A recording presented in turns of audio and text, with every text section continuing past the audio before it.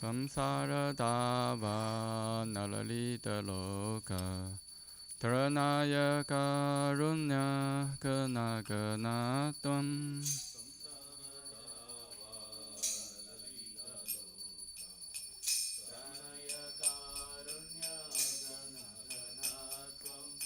Praptasya karana gunarnavasa Vande Guroshi Charanarvindam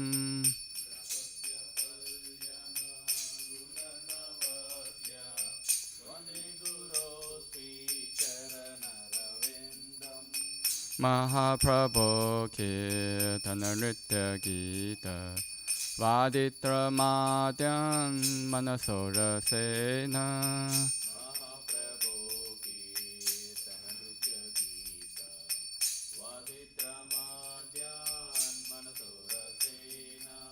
Romanchakam Pashutaranga Pajo Vande Guroshi Charanarvindam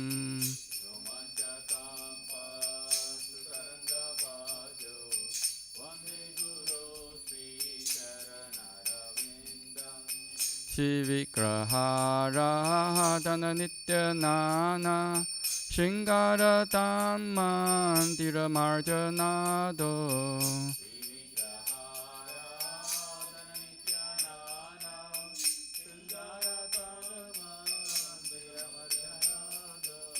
Yutasya Bhaktam Chanyunjatopi Vande Guroshi Charanarvindam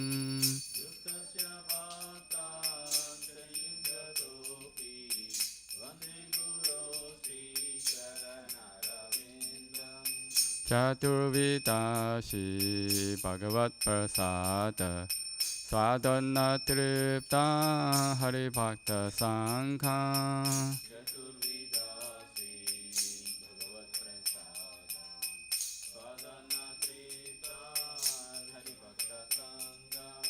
Kriteva Triptim Padyathasa Daiva Vande Guroshi Charanarvindam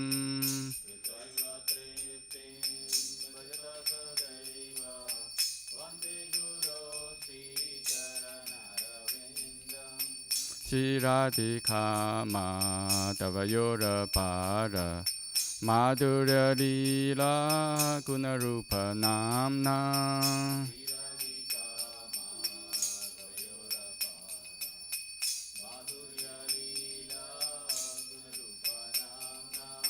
Shiradhika Madhavayora Para Madhurya Lila Gunarupa Namnam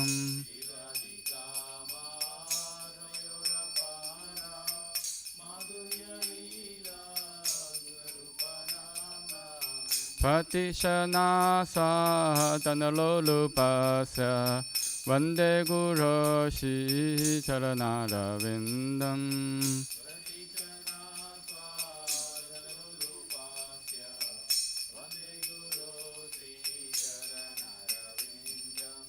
Nikunja yuno ratikeli sitai Yayari pir yuktira pikshaniya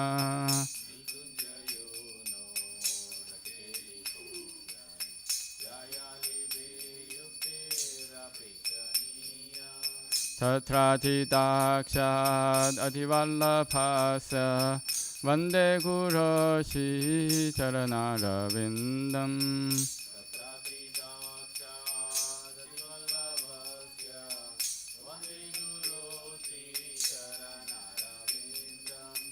Sashatari tena samasta shastre Utastatha bhaviteva sadvihi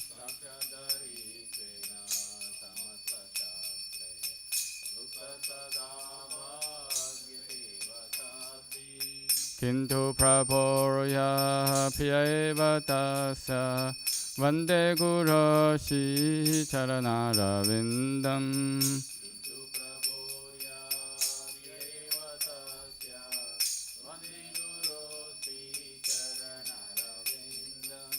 Yasya prasada bhagavat prasado Yasya prasadam nagati kutopi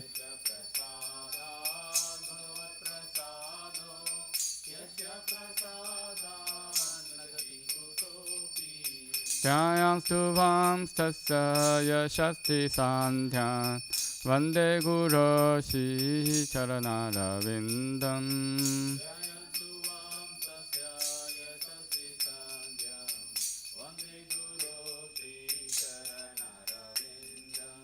Vande Guru Shri Charanarvindam Vande Guru Shri Charanarvindam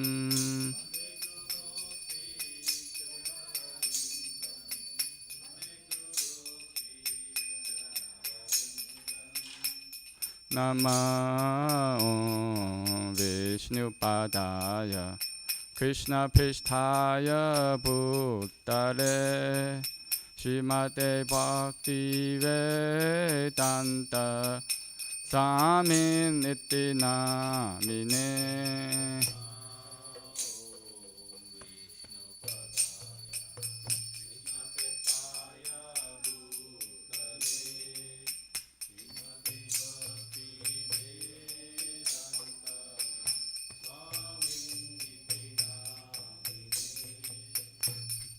Namaste Saraswate Deve Gauravani Pacharine Nirvishesha Shunyavadi Pachatya Dishatarine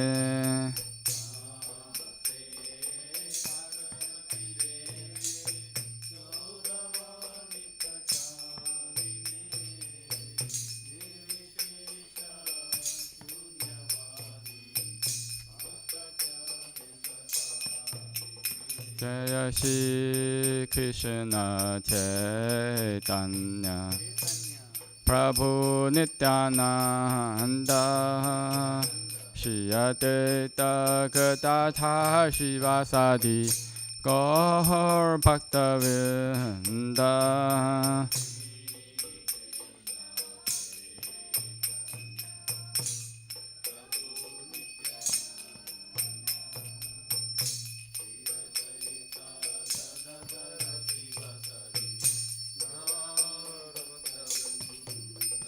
Jaya Shri Krishna Chaitanya Prabhu Nityananda Shri Advaita Gadadhar Shivasadi Gaur Bhaktavinda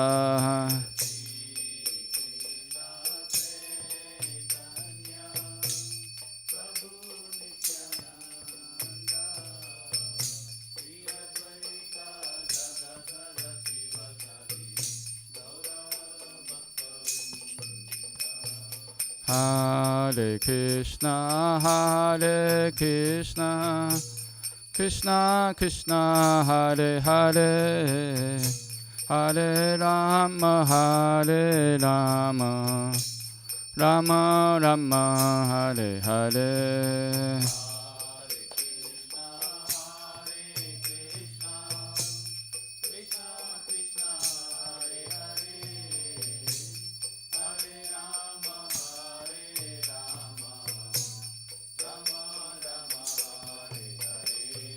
Hare Krishna, Hare Krishna, Krishna Krishna, Hare Hare, Hare Rama, Hare Rama, Rama Rama, Hare Hare.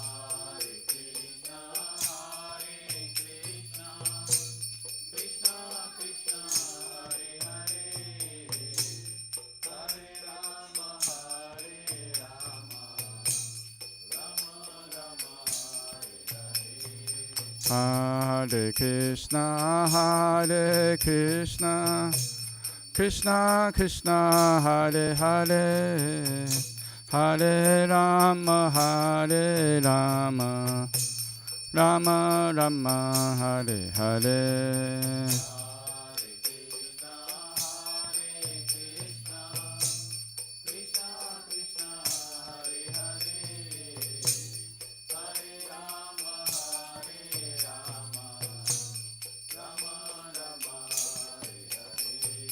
Hare Krishna, Hare Krishna, Krishna Krishna, Hare Hare, Hare Rama, Hare Rama, Rama Rama, Hare Hare.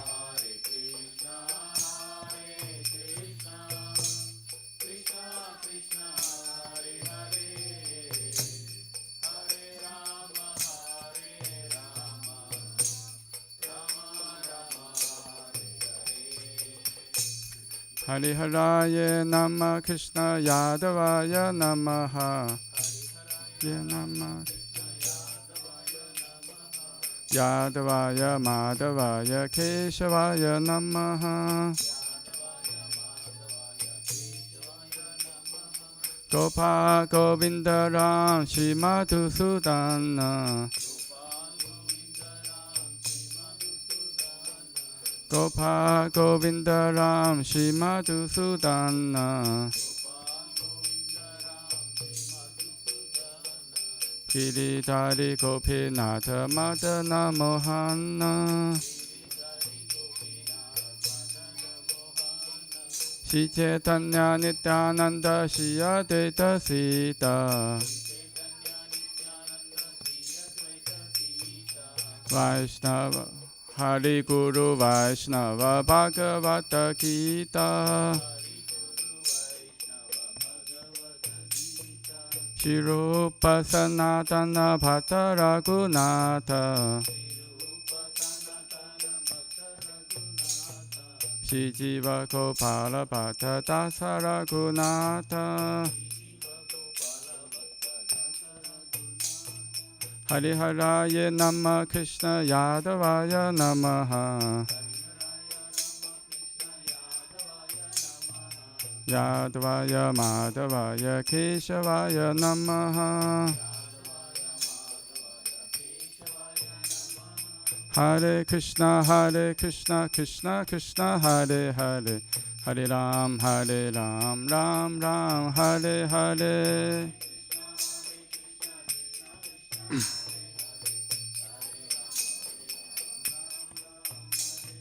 Hare Krishna Krishna Krishna Hare Hare Hare Ram Ram Ram Hare Hare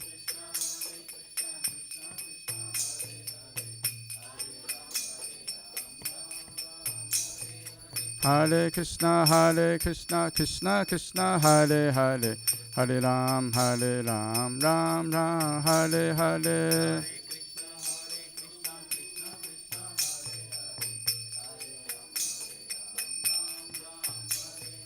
Hare Krishna Krishna Krishna Hare Hare Hare Ram Ram Ram Hare Hare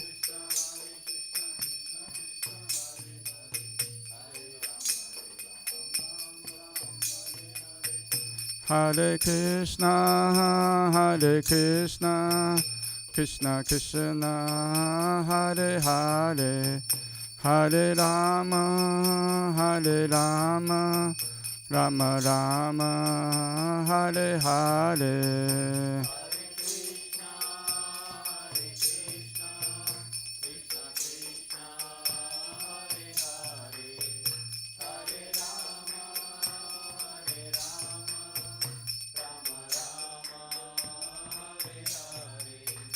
Hare Krishna Krishna Krishna Hare Hare Hare Rama Rama Rama Hare Hare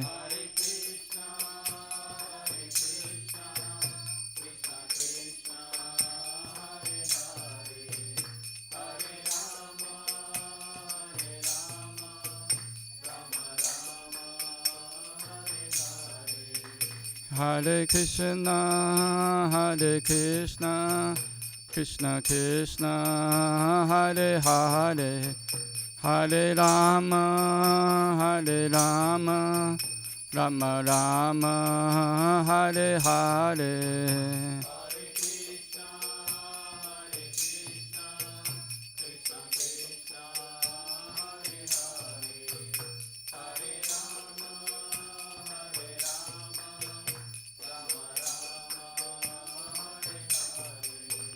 Jaya Radha Nilamada Radha Nilamada Shirate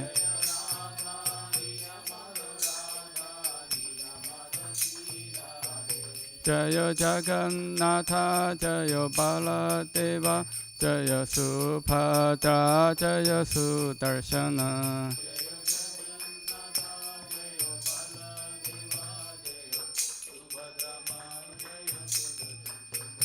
Jaya Sitaram Jaya Sitaram Sitaram Jaya Lakshmana Hanuman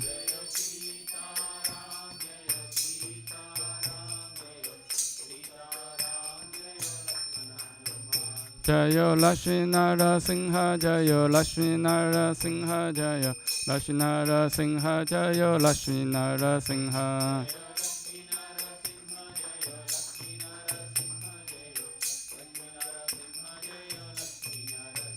Jaya Gauranita Jaya Gauranita Gauranita Jaya Gauranita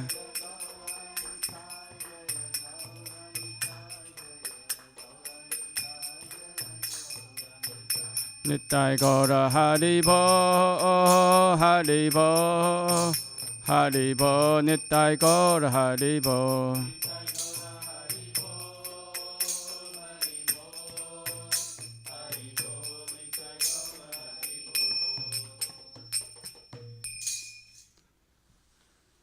Jai Om Shripada Pramhamsa Prataka Acharya Ashtota Shat Shri Srimati His Divine Grace Abharachana Rinda Bhaktivedanta Swami Srila Prabhupada Ki Jai ISKCON founder Acharya BBT founder Acharya Srila Prabhupada Ki Jai Jai Om Shripada Pramhamsa Prataka Acharya Ashtota Shat Shri Srimati His Divine Grace Bhakti Siddhanta Saraswati Thakur Srila Prabhupada Ki Jai Ananta Koti Vaishnava Ki Jai Nama Acharya Srila Haridasa Kur Ki Jai Premise Koho Shri Krishna Chaitanya Prabhu Nityananda Shri Advaita Dadhar Shivasadi Gaura Bhaktivinoda Ki Jai Shri Shri Radha Krishna Gopa Gopinath Shama Kunda Radha Kunda Giri Govardhan Ki Jai Shri Braja Bhumi Vrindavan Dham Ki Jai Shri Navadvipa Mayapur Dham Ki Jai Shri Jagannath Puri Dham Ki Jai Shri Ayodhya Dham Ki Jai Ganga Mai Ki Jai Yamuna Mai Ki Jai Bhakti Devi Ki Jai Tulsi Devi Ki Jai Gundicha Mandira Marjana Mahosava Ki Jai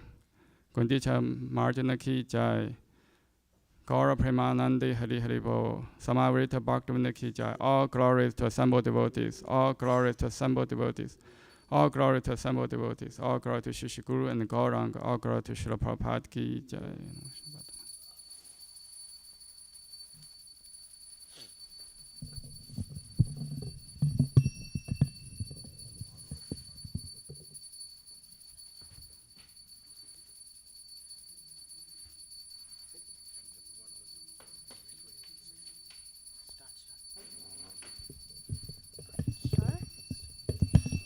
Namaste Narasimhaya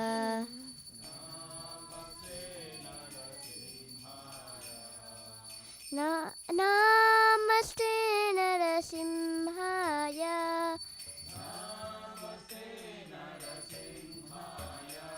Pralada Lada Daine Hiranyakashi Purvakshaha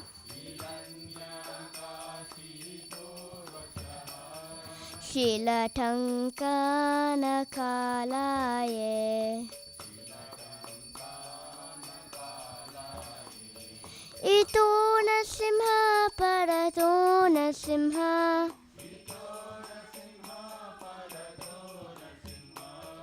Nasimbe Yato yato yami tato nasimha Pahir nasimha hridaye nasimha Nasimha madim sharanam prapade तवकरकमलवरेणखाम् अद्भुतशृङ्गां दलितालिता हिरण्यकशिपुठनुभृङ्गां केशवदीता नररिरूपा जय जगदीश हरे जय जगदीश हरे जय जगदीश हरे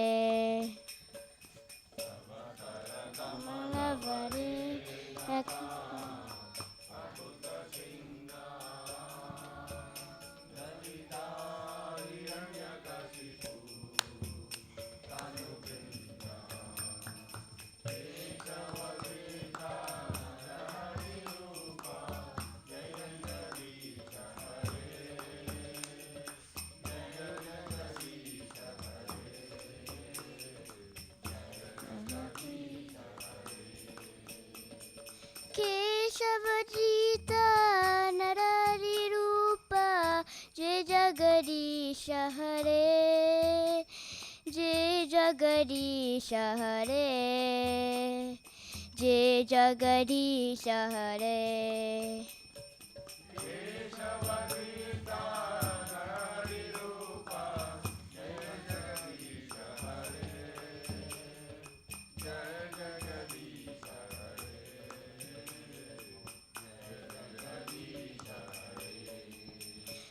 जय नरसिंहदेव जय नरसिंहदेव जय नरसिंहदेव जय नरसिंहदेव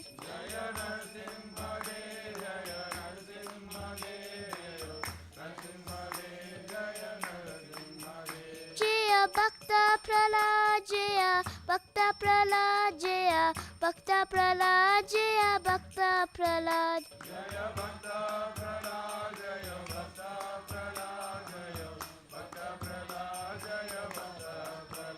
नित्य गौर हरि बोल हरि बोल हरि बोल नित्य गौर हरि बोल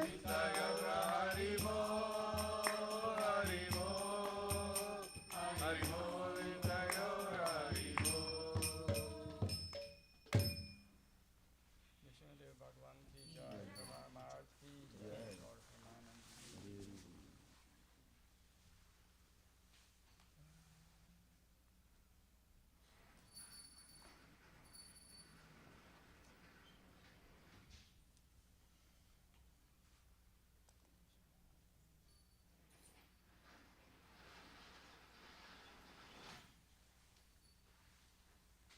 वृंदाय तुलसीदेवाय प्रियाय केशवस्य च विष्णु भक्तिपदे देवी सत्यवताय नमो नमः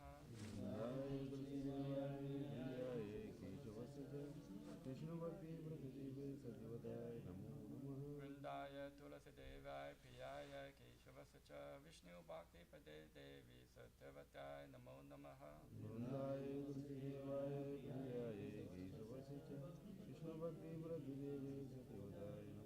वृंदाय तुलसीदेवाय प्रियाय केशवस्य च विष्णु भक्तिपदे देवी सत्यवताय नमो नमः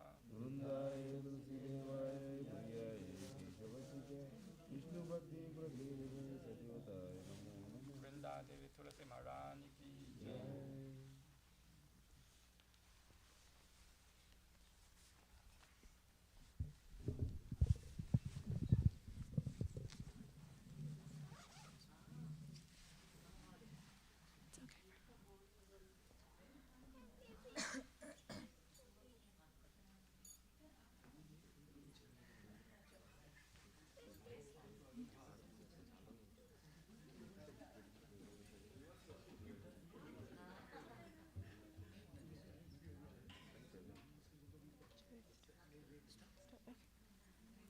नमो नमः तुलसी कृष्ण प्रेयसी नमो नमः तुलसी कृष्ण प्रेयसी नमो नमः तुलसी कृष्ण प्रेयसी नमो नमः।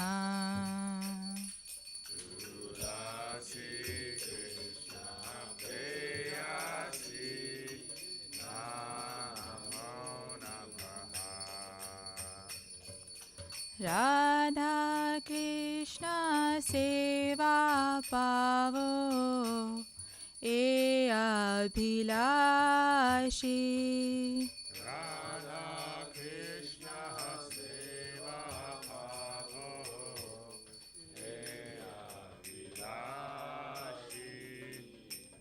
ये तो मारा शरण लोय तारा वंच पुना होय।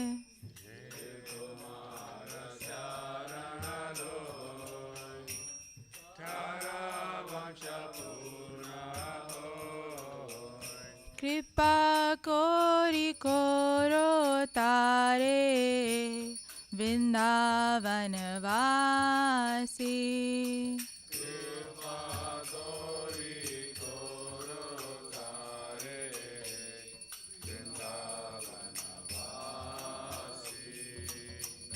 मोर ए अभिलाष विलास कुंज दियो वास।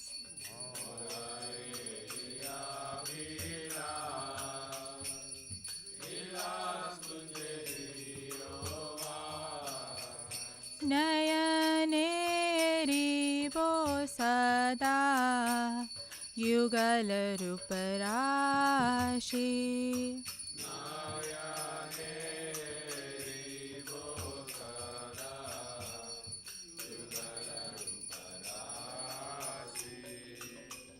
ए निवेदन धारो सखीरानुगत कोरो।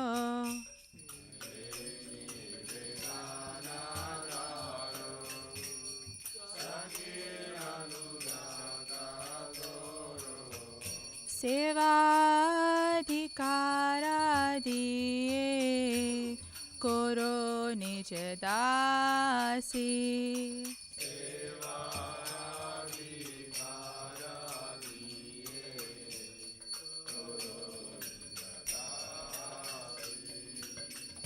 दीन कृष्ण दासे को ए नमो राहोय।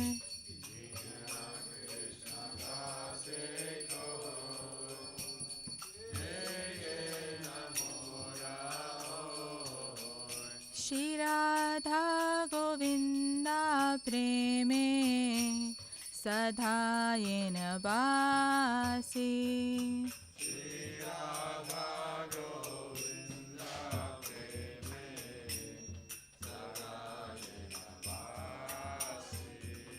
नमो नमः। तुलसी कृष्ण प्रेयसी नमो नमः।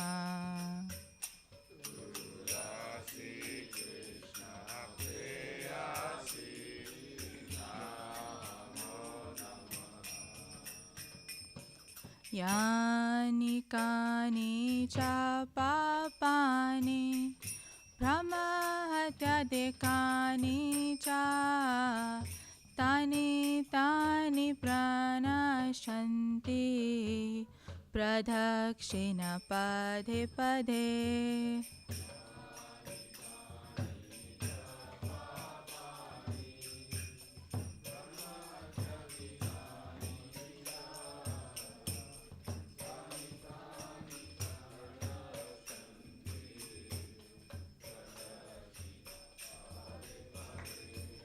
यानि कानि च पापानि ब्रह्महत्यादिकानि च तानि तानि प्रणश्यन्ति प्रदक्षिण पदे पदे।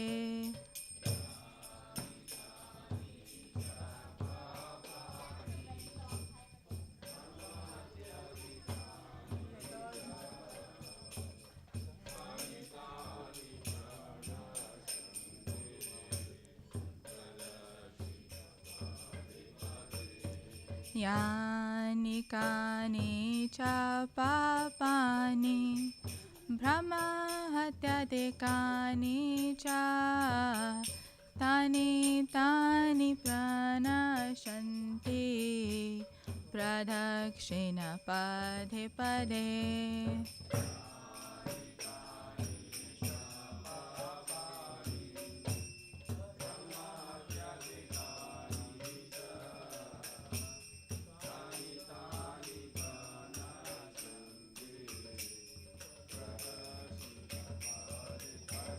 Hare Krishna, Krishna Krishna, Hare Hare, Hare Rama, Rama Rama, Hare Hare.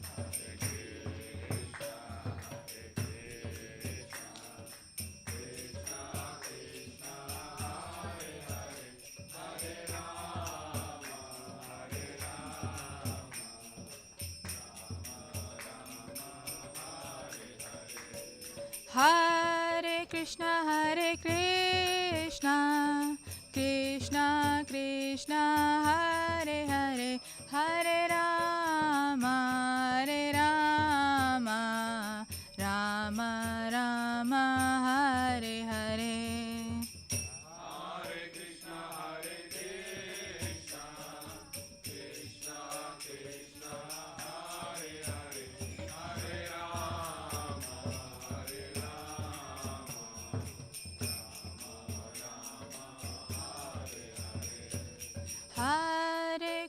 Hare Krishna, Krishna Krishna, Hare Hare, Hare Rama,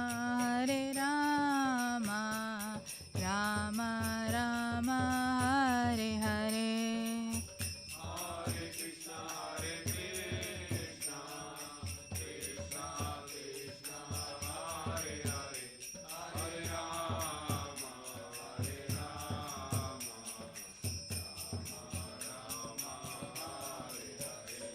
Jai Tulsi Maharani, Jai Tulsi Maharani, Jai Tulsi Maharani, Jai Tulsi Maharani.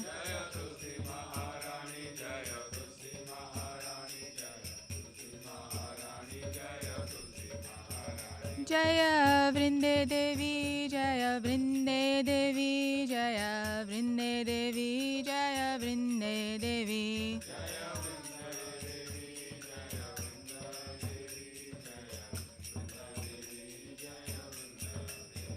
Jaya Bhakti Devi, Jaya Bhakti Devi, Bhakti Devi, Jaya Bhakti Devi.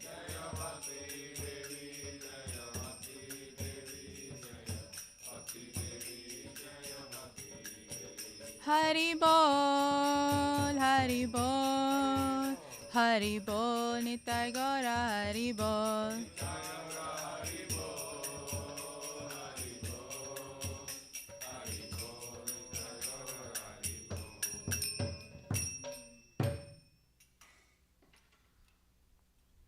Vrindaya Tulasi Devaya Priyaya Keshava Sacha Vishnu Bhakti Pade Devi Satyavadaya Namo Namaha.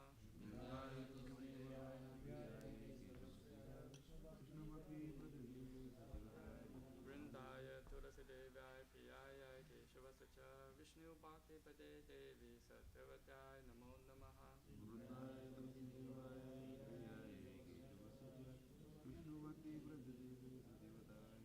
Vrindaya Tulasi Devaya Priyaya Keshava Sacha Vishnu Bhakti Pade Devi Satyavadaya Namo Namaha.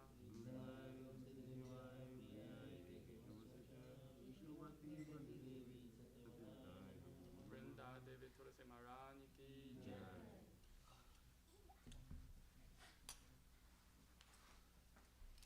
Oh Tulasi, beloved of Krishna, I bow down before you again and again. My desire is to sing the service of Shri Radha and Krishna. Whoever takes shelter of you have wishes fulfilled. Bestow mercy upon him and make him a resident of Vrindavana. My desire also grant me a residence in the precious groves of Shri Vrindavana Dham. Thus within my vision I shall always behold the beautiful person Radha and Krishna. I beg you to make me follow or carol dance of the Virgin.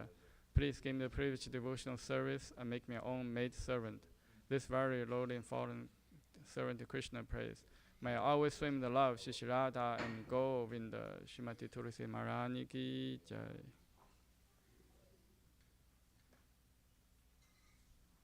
There are 10 offenses in the matter of chanting holy name that should be avoided, and they are as follows. 1. To blaspheme the devotees who have dedicated their lives for propagating holy name the Lord. 2. To consider name the demigods that allow Shiva or Brahma to be equal to independent name Lord Vishnu. 3. To disobey the order of the spiritual master. 4. To blaspheme the Vedic literature or literature pursuing the Vedic version. 5.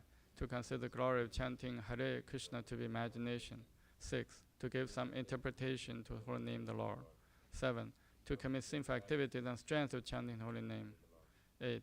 To consider chanting Hare Krishna one of the auspicious ritual activities, offering the Vedas fruit activities, karma, ganda. 9. To instruct a faithless person about God's holy name. 10. To not complete faith in the chanting holy names, and to maintain material attachments in your understanding so many instructions on this matter. It is also an offense to be inattentive while chanting. Every devotee who claims to be a Vaishnava must carefully guard against these 10 offenses in order to quickly achieve desired success. Krishna Prema. Now let us have most humble obeisances unto all the Vaishnava devotees of the Lord. They are just as thy trees who can fulfill to everyone. They are full of compassion, fallen, conditioned soul.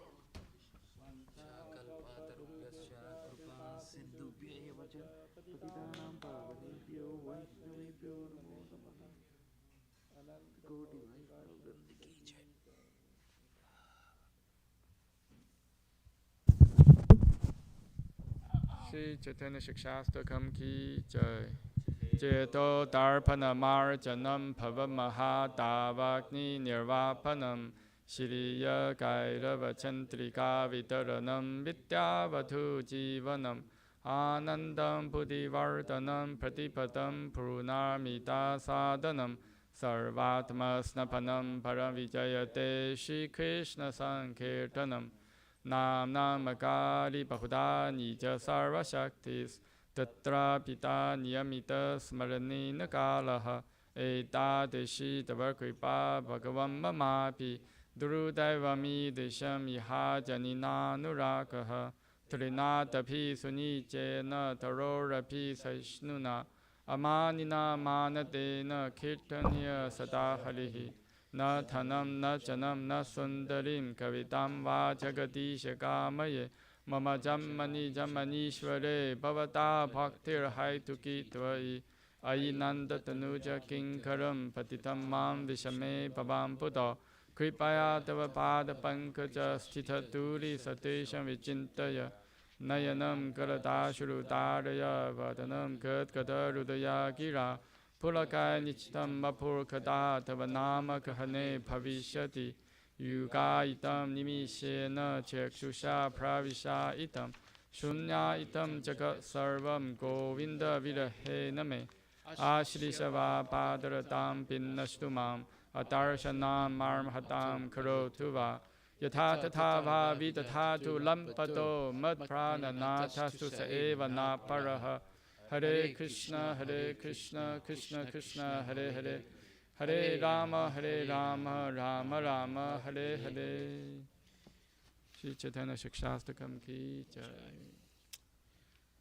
Glory to Sri Krishna Sankirtana, which cleanses the heart of all the dust accumulated for years and extinguishes fire of conditional life, of repeated birth and death.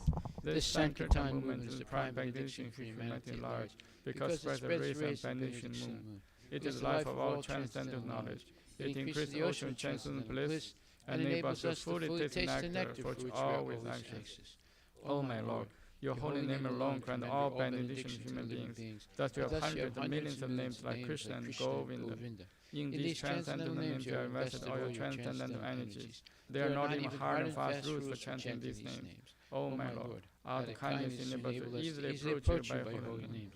But I am so unfortunate and have no attraction for them.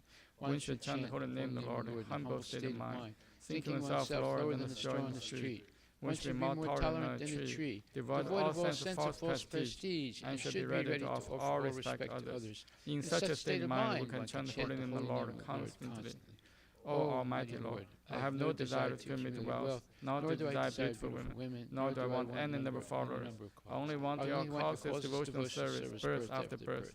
O Son of Maharaj Nanda Krishna, I'm your eternal servitor. Yet somehow I have fallen into the ocean of birth and death. Please pick me up from this ocean of death and place me as one of the atoms at your lotus feet.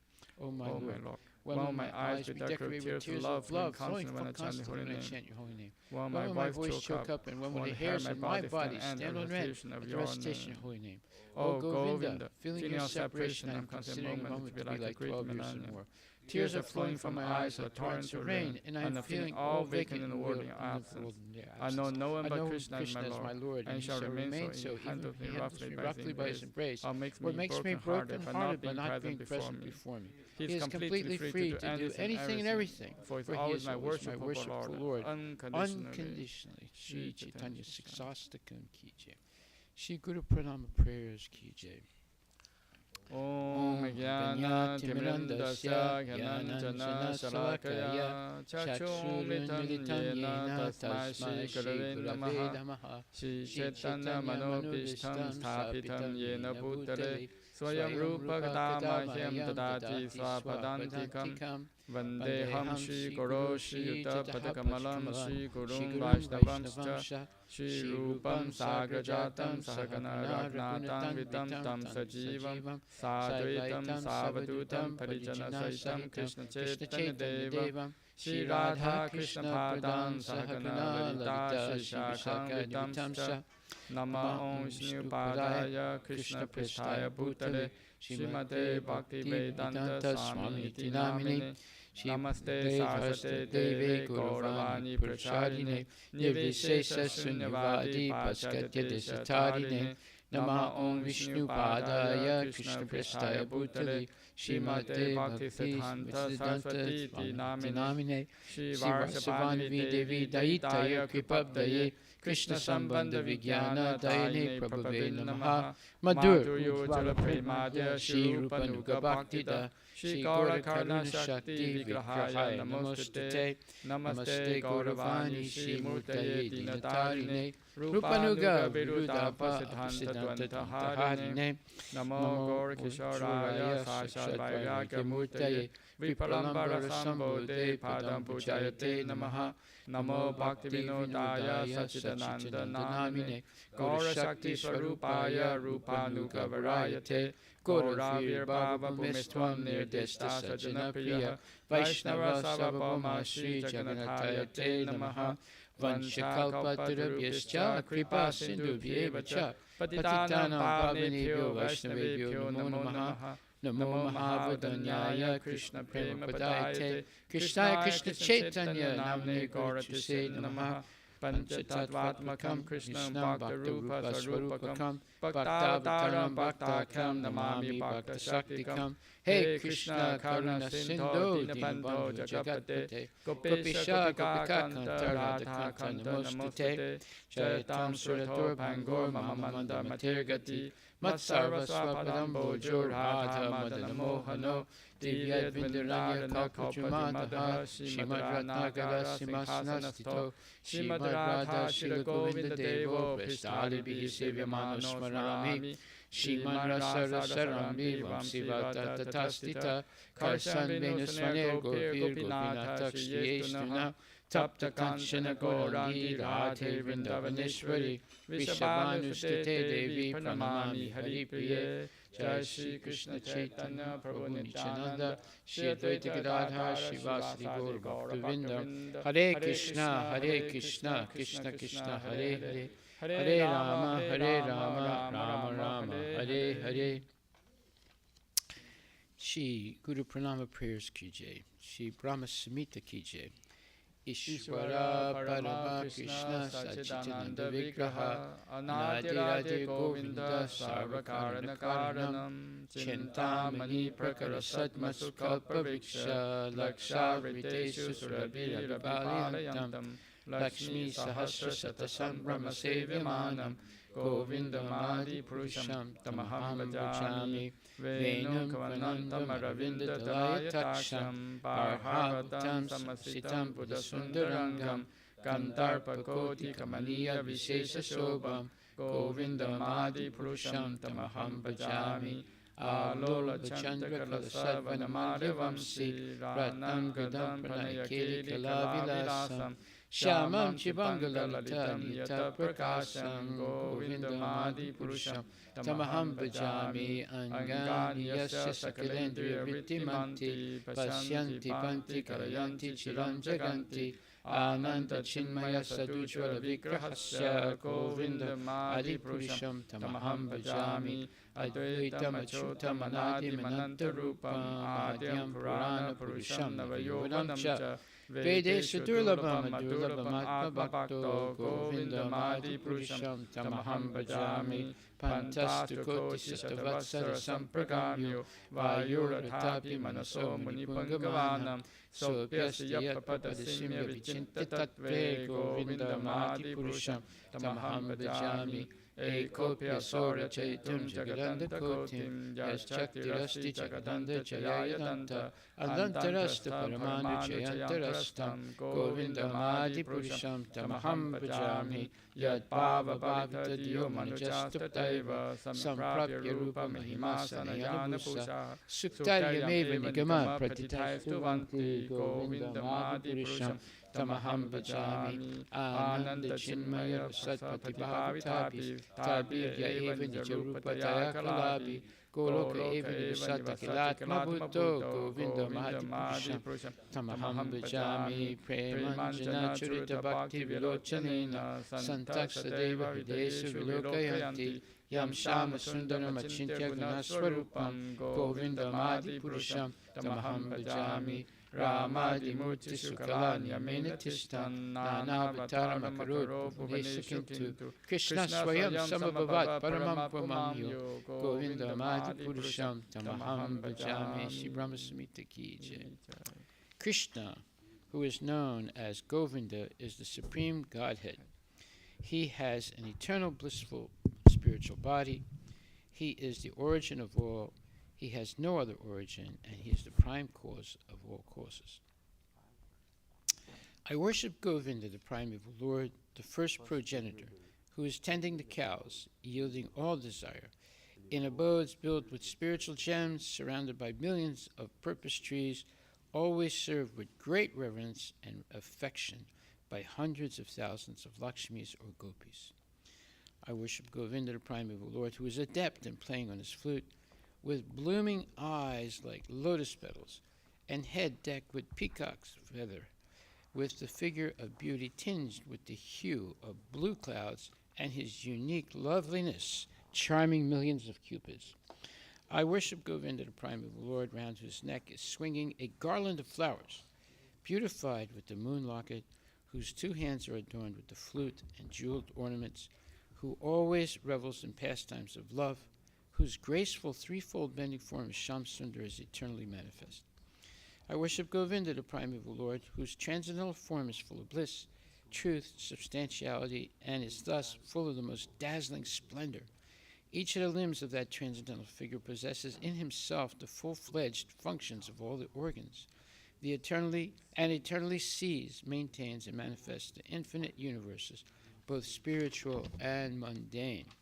I worship Govinda, the primeval Lord, who is inaccessible to the Vedas, but obtainable by pure, unalloyed devotion of the soul, who is without a second, who is not subject to decay, and is without a beginning, whose form is endless, who is the beginning and the eternal Purusha. Yet he is a person possessing the beauty of blooming youth.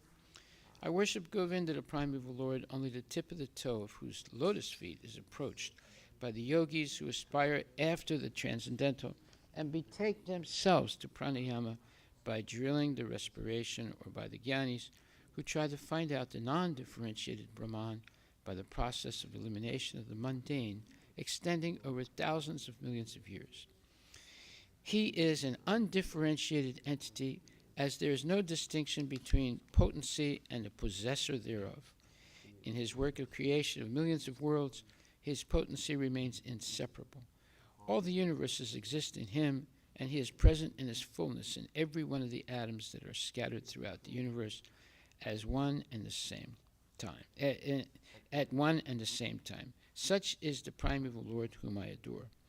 I adore the same Govinda, the primeval Lord, in whose praise men who are imbued with devotion sing the mantra suktas told by the Vedas, by gaining their appropriate beauty, greatness, thrones, conveyances, and ornaments.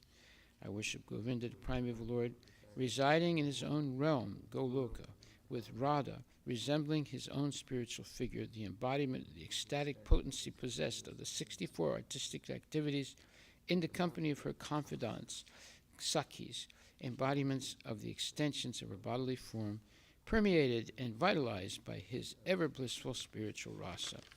I worship Govinda, the primeval Lord, who is Sham Sundara, Krishna himself, with inconceivable, innumerable attributes, whom the pure devotees see in their heart of hearts, with the eye of devotion tinged with the salve of love. I worship Govinda, the primeval Lord, who manifested himself personally as Krishna, and the different avatars in the world in the form of Rama, Nishinga, Vamana, etc., as his subjective portions. Shri Brahma Samhita Ki Jai, Srila Prabhupada Ki Jai, Gaura Premanandi Haribol. Glorification of the Srimad Bhagavatam. Srimad Bhagavatam 1.1.1. Om Namo Bhagavate Vasudevaya. Janmadasya yata niviyat itaratas chartesu vidyaswarat tene brahma hidaya adikavaye muyanti atsurayaha tejo vari madam vinimaydo vatra jusago misha damna svena sada nirasta kuhakam satyam paramti mahi. O my Lord, Shri Krishna, son of Vasudeva, O all-pervading personality Godhead, I offer my respectful obeisances unto you. I meditate upon Lord Shri Krishna because he is the absolute truth and the primeval cause of all causes of the creation, sustenance, and destruction of the manifested universes. He is directly and indirectly conscious of all manifestations, and he is independent because there is no other cause beyond him. It is he only who first imparted the Vedic knowledge unto the heart of Brahmaji, the original living being. By him, even the great sages and demigods are placed into illusion, as one is bewildered by the illusory representations of water seen in fire or land seen on water. Only because of him do the material universes, temporarily manifested by the reactions of the three modes of material nature, appear factual, although they are unreal. I therefore meditate upon him, Lord Shri Krishna, who is eternally existent in the transcendental abode, which is forever free from the illusory representations in the material world. I meditate upon him, for he is the absolute truth. Srimad Bhagavatam 1.1.2. Dharma projita kaitravocha nirmatsanam satam vedyam vastavam atravastu shivadam tapochayon mulanam. Srimad Bhagavate Mahamuni Krite Kimva Parer Ishkwaraha Sadyo Hidya Varudyate Cha Krite Bihi Sususabhistakshana. Completely rejecting all religious activities which are materially motivated, this Bhagavata Purana propounds the highest truth, which is understandable by those devotees who are fully pure in heart. The highest truth is reality, distinguished from illusion for the welfare of all. Such truth uproots the threefold miseries. This beautiful Bhagavatam, compiled by the great sage Vyasadeva in his maturity, is sufficient in itself for God realization. What is the need of any other scripture? As soon as one attentively and submissively hears the message of Bhagavatam, by this culture of knowledge, the Supreme Lord is established within his heart. Srimad Bhagavatam 1.1.3. Nigama kalpataror galitam phalam sukhamukad amrita dravya samyatam pibata bhagavatam rasam alayam muhur aho raska bhuvibhavakaha. O expert and thoughtful men, relish Srimad Bhagavatam, the mature fruit of the desired tree of Vedic literatures. It emanated from the lips of Sri Sukadeva Goswami, therefore this fruit has become even more tasteful. Although its nectarian juice was already relishable for all, including liberated souls. Srila Prabhupada Ki Jai. Srimad Bhagavatam Grantaraj Ki Jai. So today we're going to read once again the Canto 3, Chapter 10, verse 15.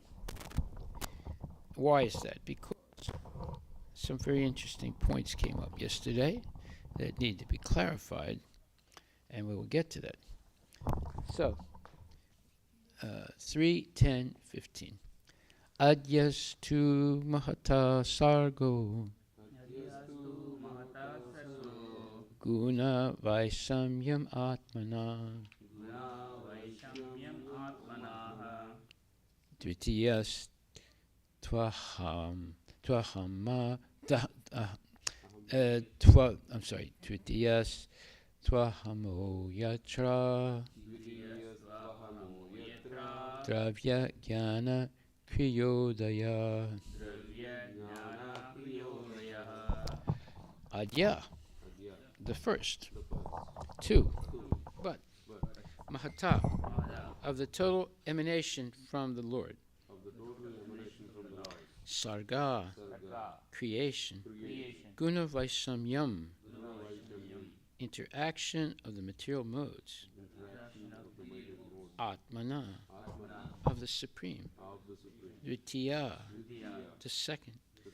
2, but ahama, false ego.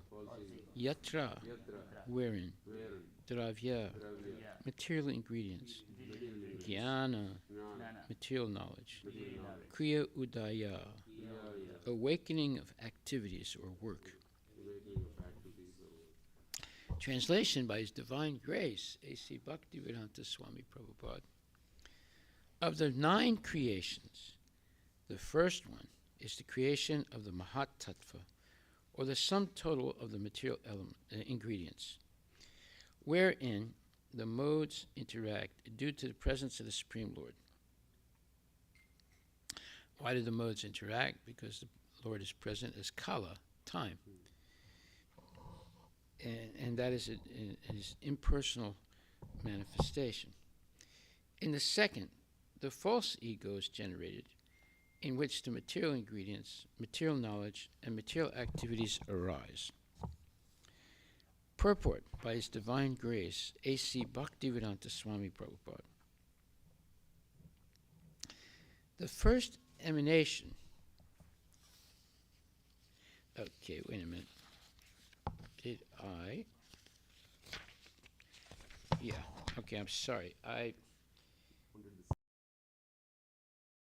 17, I'm sorry. So we'll start all over. Vaikariko Deva Sarga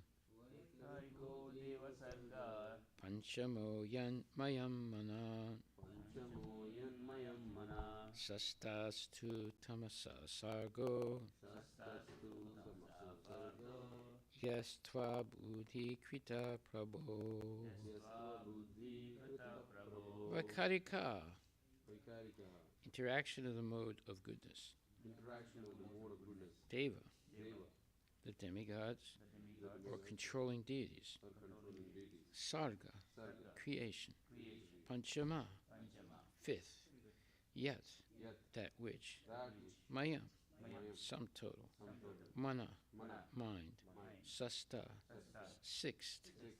2, but. Tamasa, of darkness. Sarga, creation. Ya, that which. 2, expletive. Abudhi krita, made foolish. Prabho, of the Master. Translation by His Divine Grace, A.C. Bhaktivedanta Swami Prabhupada. The fifth creation is that of the controlling deities, by the interaction of the mode of goodness, of which the mind is the sum total. The sixth creation is the ignorant darkness of the living entities, by which the Master acts as a fool.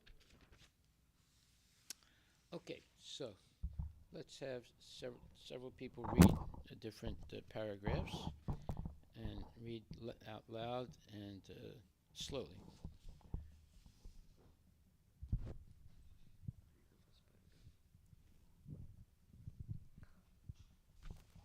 Purport. The demigods in the Okay, higher hold the microphone closer. The demigods in the higher planets are called devas because they are all devotees of Lord Vishnu. Vishnu Bhakta Smrito Deva Asuras Tad Viparyaha Ya. All the devotees of Lord Vishnu are devas or demigods, whereas all others are asuras. That is the division of the devas and the asuras. Devas are situated in the mode of goodness of material nature, whereas the asuras are situated in the modes of passion or ignorance. The demigods, or controlling deities, are entrusted with departmental management of all the different functions of the material world. For example, one of our sense organs, the eye, is controlled by light. Light is disturbed by the sun rays, and the Yes, controlling distributed. is distributed by the sun rays, and their controlling deity is the sun. Similarly, mind is controlled by the moon. All other senses, both for working and for acquiring knowledge, are controlled by the different demigods. The demigods are assistants of the Lord in the management of material affairs. Okay, very good. Next.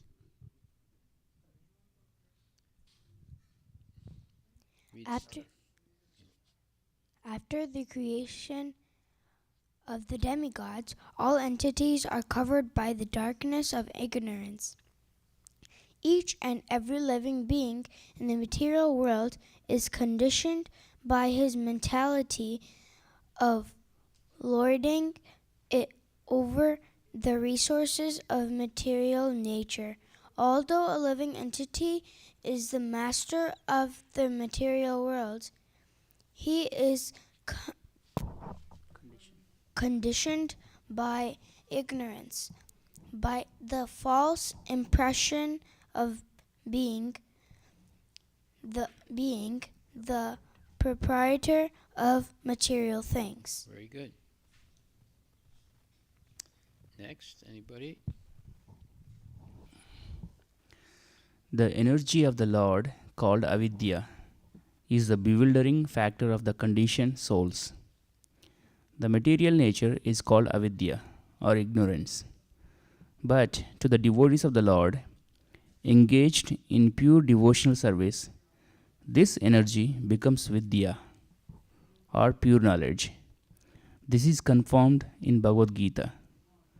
The energy of the Lord transforms from Mahamaya to Yogamaya and appears to pure devotees in her real feature. The material nature therefore appears to function in three phases: as the creative principle of the material world, as ignorance, and as knowledge. As disclosed in the previous verse, in the fourth creation, the power of knowledge is also created. The conditioned souls are not originally fools, but by the influence of avidya function of material nature, they are made fools, and thus they are unable to utilize knowledge in the proper channel. Okay. Last paragraph. Hare Krishna. By the influence of darkness, the conditioned soul forgets his relationship with the Supreme Lord and is overwhelmed by the attachment, hatred, pride, ignorance, and false identification. The 5 kinds of illusion that cause material bondage. Okay, so it's very interesting to make a comparison now. If you want to hear how the so-called scientists and philosophers explain the creation of the material world, you'll find out that it's very, very sketchy and full of a lot of speculation.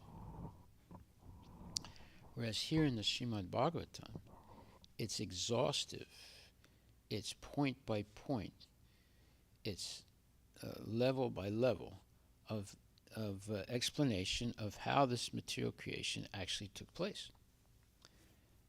There's tremendous amount of information here and specific information of how it happened. So these two things should be let's say, studied. So you see that there is a vast difference between the Bhagavatam's explanation of the creation of the material world and the scientist's explanation of the creation of the material world. In fact, that should be your homework. Now, you don't want to do, you don't want to write a book, but you should just get a general idea of what the scientists say about the creation of the material world as compared with what's being explained here with the exhaustive, detailed information step by step of the creation. If we do things like this, then we begin to understand how we're being cheated by the scientists and their speculations, and how the Bhagavatam is scientific, giving step-by-step explanation of how the creation has taken place. And it's not a simple thing, it's complicated. Right? We're talking about the creation of the material world. Right? The spiritual world does not have to be created because it's eternal. But the material world appears sometimes and disappears sometimes. And there again, what is the purpose of material creation? The purpose of material creation, which is taking place systematically over and over again and being manifested and then destroyed and then again manifested and destroyed. Now, why is that happening? We should ask that question. It's to give the living entities in the material world who revolted against Krishna a chance to redeem themselves and go back to Godhead. God is not, or Krishna is not, a vindictive God. He doesn't eternally punish people to suffer. People do that to themselves by becoming jealous or becoming antagonistic toward God. I mean, obviously, we have all become antagonistic toward God, otherwise we wouldn't be here in the material world. We have an eternal soul, but it's covered by this material body, and we can't figure out who we are. Are we the soul, or are we the body? We have to come regularly to class to finally become convinced that I'm not this body, I am the soul. And my soul is eternal. And the only reason I'm in this body subject to birth, death, old age, and disease is due to my own ignorance. And I have a chance to override that ignorance by regularly hearing and chanting the knowledge of the Vedic, of the Srimad Bhagavatam and Bhagavad Gita, and through the practice of devotional service, develop genuine love and devotion for Krishna and go back to Godhead. It's not complicated, but it is complicated for people who have strong attachments to the material world. Now, yesterday, an interesting question was asked, and you want to ask the question again? Yeah, towards the end of the purport, Prabhupada describes the 5 kinds of illusion, namely attachment, hatred, pride, ignorance, and false identification. In the past, we did read the 5 kinds of illusion, 5 kinds of ignorances. It was Tamishra, Andatamishra, Moha, Mahamoha, and Tamishra. Tamas. Yeah. Yeah. So is there a similarity or analogy? Now the answer, right? I told you, let me look it up, make sure I don't want to make a mistake. Whenever I'm not absolutely sure of something, I don't want to venture into the land of speculation. So it requires a little bit more scrutiny to understand. Well, there's a major difference between these two things. One is 5 kinds of illusion, and the other is 5 kinds of ignorance. So, here it's talking about 5 kinds of illusion in this purport. Whereas the previous things, the tamas, under tamas, under tamas, tamishra, and then yeah, the moha, mahamoha, and so forth. That is different. That is 5 kinds of ignorance. So there's a major difference between the two. There's a little overlapping when it says the third one is tamas, is not knowing the soul. That's a type of ignorance, right? But that's the only overlapping thing between the two. Okay, so here it's talking about the 5 kinds of illusion that cause material bondage. What are they? Well, they are enumerated here. That is attachment, hatred, pride, ignorance, and false identification. These are 5 kinds of illusions that cause material bondage, keeps us in the material world, repeating over and over again birth, death, old age, and disease. There's a difference between these 5 kinds of illusion and 5 kinds of ignorance, which are 1, tamishra, enviousness of the Lord. Number 2 is andra tamishra, considering consider death to be the end of life, and there's nothing after death. That's a type of ignorance. And then number 3, tamas, not knowing anything about the soul, just saying that I'm just this body, I don't have a soul. And number 4, moha, illusion of bodily concept of life. Well, that bodily concept of life is explained over there, the material conception of life, in the 3rd panel. And it's a very profound type of what you would call entanglement and illusion. And then finally, mahamoha, moha, illusion, that is illusion of the bodily concept of life. And then number 5 is the being completely crazy for sense gratification. Number 4 is the illusion of the bodily concept of life, the idea of I, me, and mine, where everything belongs to me. And number 5 is completely crazy for sense gratification. Okay, so there is a difference between the two.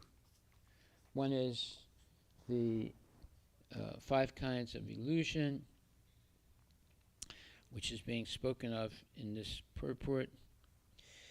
And then the other is what we learned previously, 5 kinds of ignorance. So that should answer your question, okay?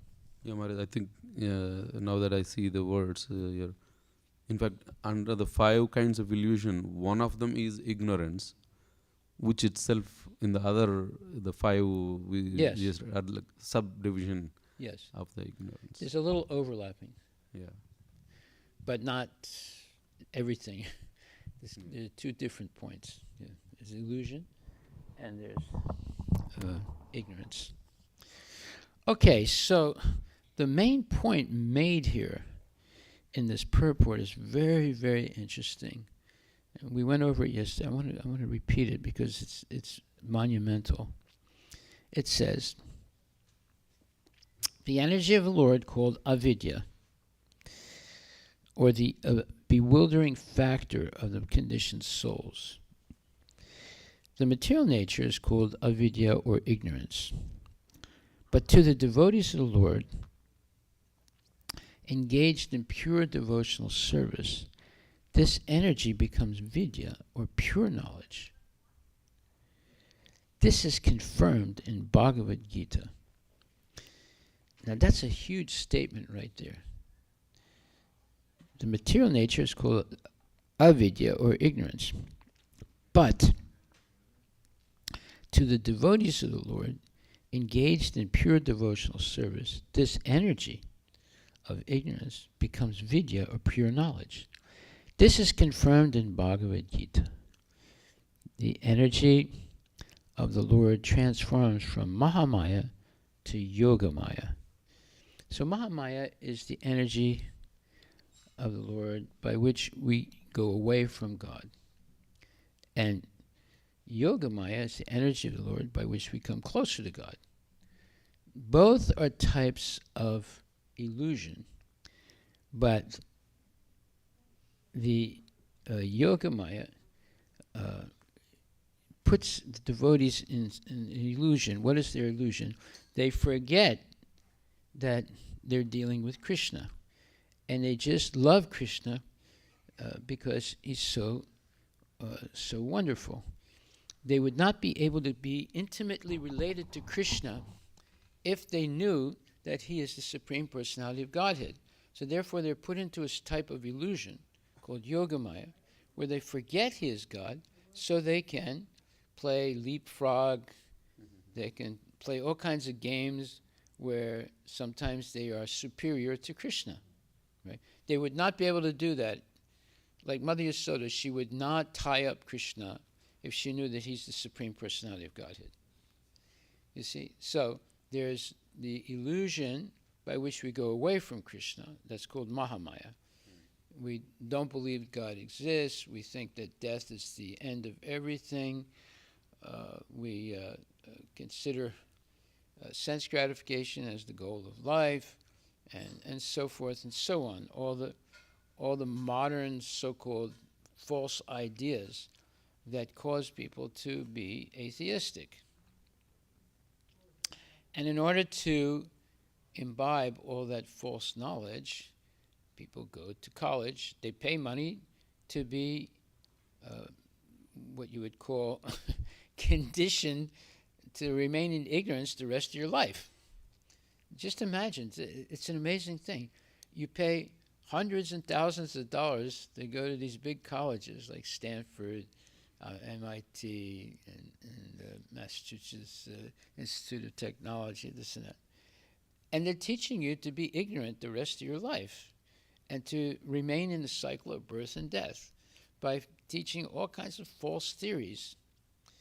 Big Bang, we come from monkeys, this thing, that thing, and then the whole thing is a hoax, but yet people are caught in that hoax and they ruin their lives and they stay in the cycle of birth, death, old age, and disease. Now, if you explain this to most people, they say, no, you're crazy, you don't know what you're talking about. That's your theory, that's your story, but we don't accept that. We only believe in science, reason, and rationality, and the scientific method, observation, experimentation, theory, blah, blah, blah, blah, blah. But that doesn't solve any problems. See, every 5 years or 10 years, the government comes up with a plan to solve problems, but they don't solve the problems, right? They haven't solved the problem of death. They haven't solved the problem of old age, of disease. They haven't solved the problem of war. There's so many problems they've been working on. They haven't solved the problem of drugs. What? The war on drugs has been going on for 50 years. They can't even close the border, the southern border of the United States. So what have they done exactly, right? They have manufactured tremendous weapons of mass destruction that they're exporting all over the world for wars. That they are very successful. But to succeed in the major problems that people have to deal with every day, zero. Absolutely zero. Just look at this. They've had this war on drugs for 50 years, right? Now, here's the United States who defeated Germany and Japan, right? So it's supposed to have the strongest army in the world, but they can't defeat the drug problem. Then also, they haven't defeated the problem of old age or death. So, what have they actually done? They have created weapons of mass destruction, weapons of mass distraction, weapons of mass deception. Yeah, all those they are successful at. But the main issues that they talk about, year after year, they haven't solved them. Poverty, no. There's been a war on poverty for 60, 80 years. It hasn't been solved. You still have very poor. In fact, there's more poverty now than before. Right? Look at all the homeless people all over the country. Yeah. So we should not be duped or cheated by all these false claims about modern science. So if you can, try to make a little comparison between the narrative of the scientists of how the world was created and compare that. Now, I know it's a big subject. You don't have to go overboard on it. But just get a general idea of what the scientists are saying, or the step-by-step creation of the material universe, and that we're reading now, especially in this verse and in this whole chapter, about the step-by-step creation of the universe. You're going to see there's a huge difference. And there are a lot of gaps in the scientists' explanation of how the world evolved. Now you look at all the different species and all the varieties amongst these species, and they're saying it happened by accident? How is that possible? If you look at the tremendous differences between different species of life, and there's interdependencies also, it's mind-boggling. And yet they said it all happened by accident, and it's going on, and there's no one actually controlling it. No, this is impossible. So, for example, when a scientist makes some kind of discovery, then he patents it, and then he gets his Nobel Prize, he says, "I did it." When they look at nature and all of its complexity, they say, "Nobody did it." What? Are you crazy? I mean, their little discoveries are nothing compared to the complexity of material nature, right? I mean, who's keeping all the planets in the universe in perfect orbits? Who is controlling the sun, which is putting out immense amount of energy that's maintaining the whole universe? This all happened by accident, and it's going on by nobody's supervision? Come on. This is like, as you would say, La La Land. We can't, yeah. As you are narrating, Maharaj, now I can see the correlation between that and the 5 ignorances. Yeah. Because the fact that the scientists are envious of the Lord because they don't want to accept. So that's the Tamishra. Yes, exactly. That leads into Andathamishra and then the next ones. So it's a slippery slope. See, that's why we should come to class on a regular basis. There's all these little subtleties that we have to learn, right? And now you asked a good question yesterday, right? But I told you I'm not going to answer it. I'm going to look this up and think about it a little bit more, right? We can't make mistakes when we're talking about the Vedic Shruti, or the knowledge. I mean, We don't want to go into the land of speculation like the scientists and all these other crazy people. So unless we hear the Shruti, the Vedic knowledge spoken correctly, we'll be misled, and we will fall into the throes of ignorance and illusion. So these are the two big enemies, ignorance and illusion. But yet, it's very clearly being said that this ignorance and illusion can be transformed into knowledge and truth. It only requires hearing from the right authorities. And that is what knowledge is all about. Knowledge is not what you learn. Knowledge is who you accept as an authority. Now, so many kids today are being programmed to accept scientists and philosophers who are all mundane people and who have many, let's say, imperfections in themselves, and to accept them as authorities and not to accept the Vedic scriptures as authorities.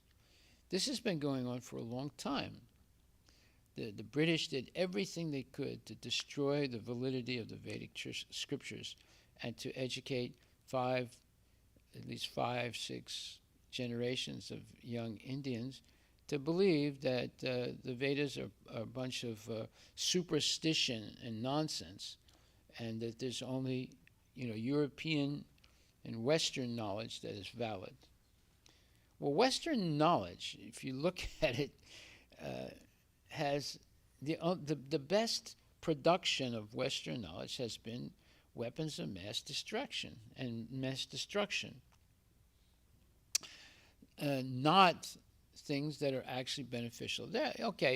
There's things for comfort, soft or hard or scientifically planned beds, and there are also other things that are for sense gratification to make life a little bit simpler or easier. You have washing machines, you have dryers.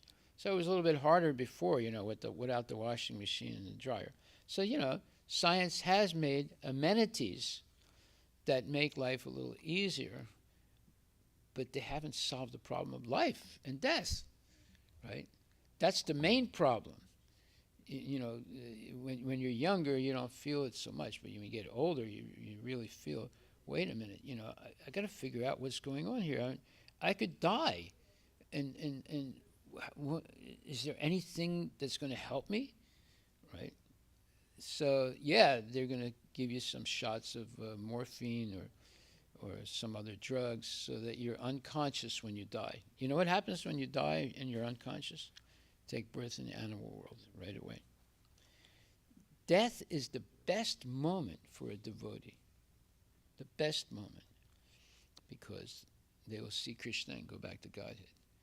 Death is the worst moment for the materialists, because in the last seconds of life, all the activities that you did in your life are flashed before your mind. And if they were a lot of nonsense activities, you're definitely going to take birth in the animal kingdom again. Right? These are serious issues to think about. So, anyway, try and do this little, let's say, cursory homework. See the scientist's explanation of the step-by-step creation of the material world. And of course, they're going to throw in a lot of big words and a lot of things that you might not understand, as opposed to what we're reading now, which are the step-by-step, exhaustively detailed details about how the material world was created by the Lord. And you see, it's much more complicated than the scientists. The scientists, they have big gaps in their explanations. So the most important point here is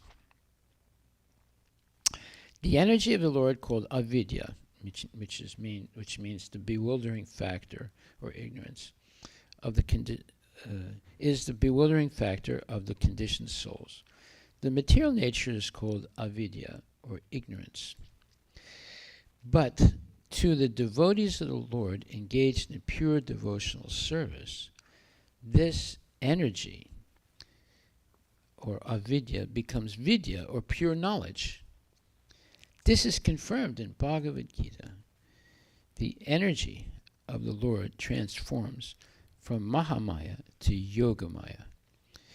So we went over that. There was Bhagavad Gita 11th chapter 52nd verse, Bhagavad Gita 10th chapter 17th verse, Bhagavad Gita 9th chapter 8th verse. We discussed that in previous days, where the Bhagavad Gita is explaining how this avidya becomes vidya, or how Mahamaya becomes Yogamaya. So Krishna has this potency. He can change energy to matter, and he can change matter back to energy.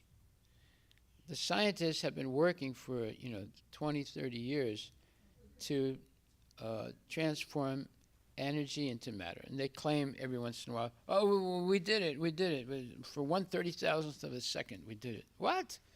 1/30,000th of a second? These are all crazy statements, right? Because they call it the God particle, how they can produce matter from energy. Well, that's exactly what God does, right? So if they're able to change energy into matter, they become like God.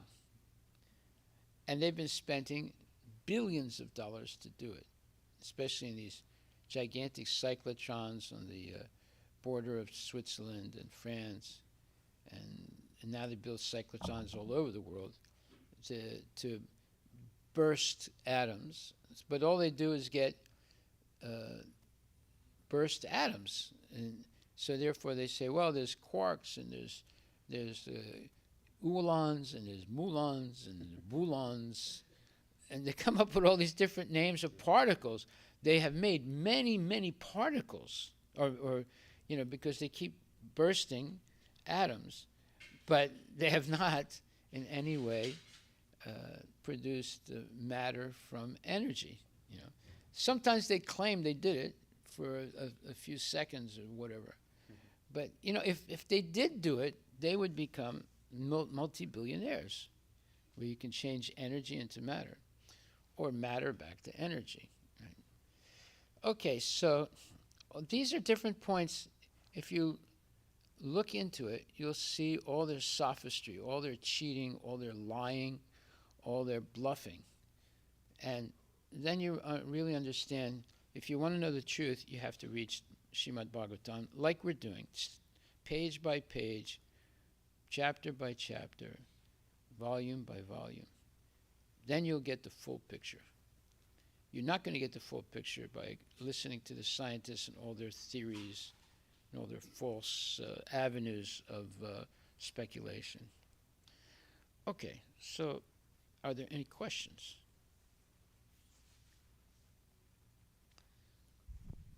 Just, I don't know if maybe there is a direct correlation. What? Does illusion lead to ignorance, or does the ignorance lead to illusion, Maharaj? Okay. What came first, the egg or the chicken? So there is a little bit of overlapping of the two, but the primary thing is developing an antagonism toward God that leads to illusory concepts. It leads to the false ego, which leads to illusory concepts, which leads to eventually ignorance. So that's what's being explained here. Let's take a look at it. It says, you have to go to the previous verses. It says, the first emanation from the Supreme Lord, this is Canto 3, Chapter 10, verse number 15. The first emanation from the Supreme Lord for material creation is called Mahatattva. The Mahatattva is the sum total of all material elements. The interaction of the material modes is the cause of false identification. There it is, right there. Or the sense that a living being is made of material elements. This false ego is the cause of identifying the body and the mind with the soul proper. Material resources and the capacity and knowledge to work are all generated in the second term of creation. Okay, so let's just go back and look at this. The Mahatattva,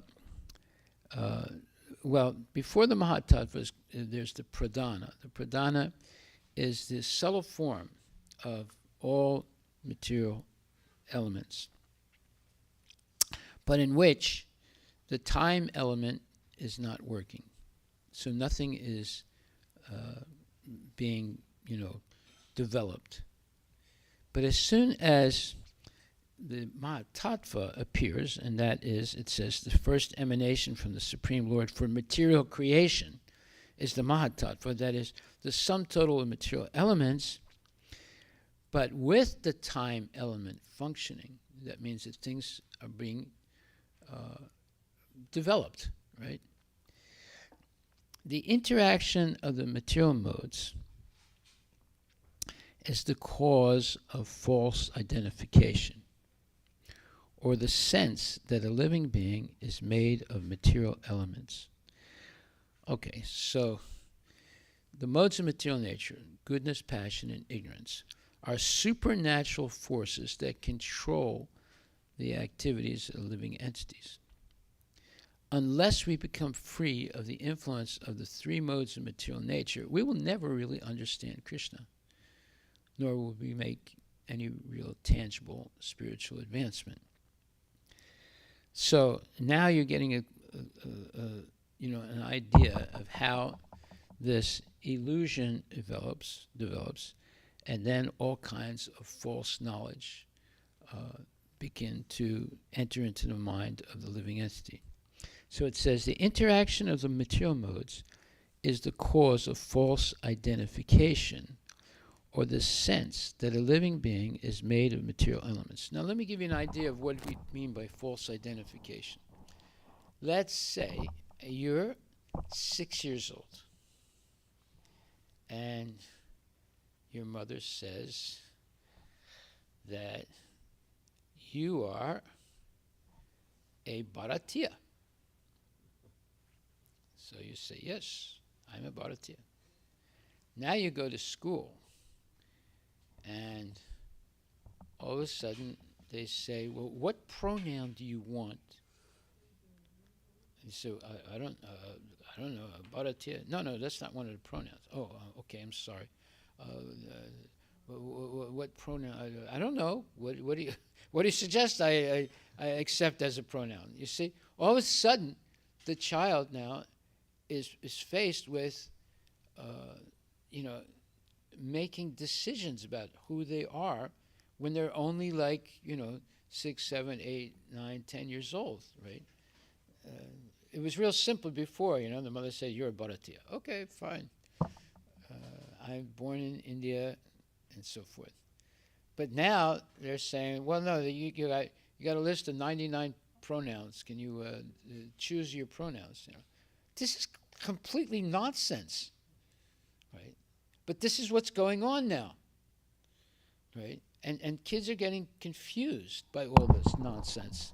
So therefore it says, the interaction of the material modes is the cause of false identification, or the sense that a living being is made of material elements.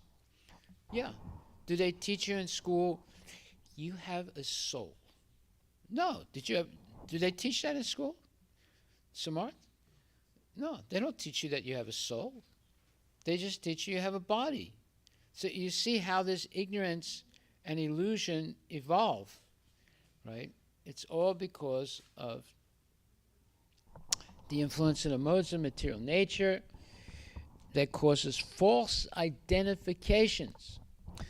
Now, I don't want to go through all the things I've explained before, but I told you about the zombie rock, right? I don't want to go through it again, but yeah, that's a whole culture in Seattle, zombie rock. They wear, all kinds of strange black clothes and tattoos and things like that. And then there are people that purposely mutilate their head and their eyes and whatever to look like demons, right? They have these doctors that will, or what do you call it, dermatologists that will perform these very exotic operations, so that you have two things like that, like a devil, right? And all these things are going on now. You might not see it. If you want to see it, go to Capitol Hill.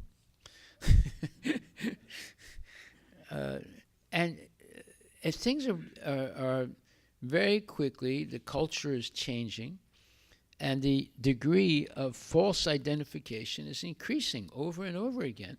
And this is bewildering to young kids, and then they get conditioned by it because they're teaching it in the schools, right? Okay, so then the interaction of the material modes is the cause of false identification, or the sense that the living being is made of material elements. This false ego is the cause of identifying the body and mind with the soul proper. So, the false ego is the cause of identifying the body and the mind with the soul proper. There's a difference between the soul and the body.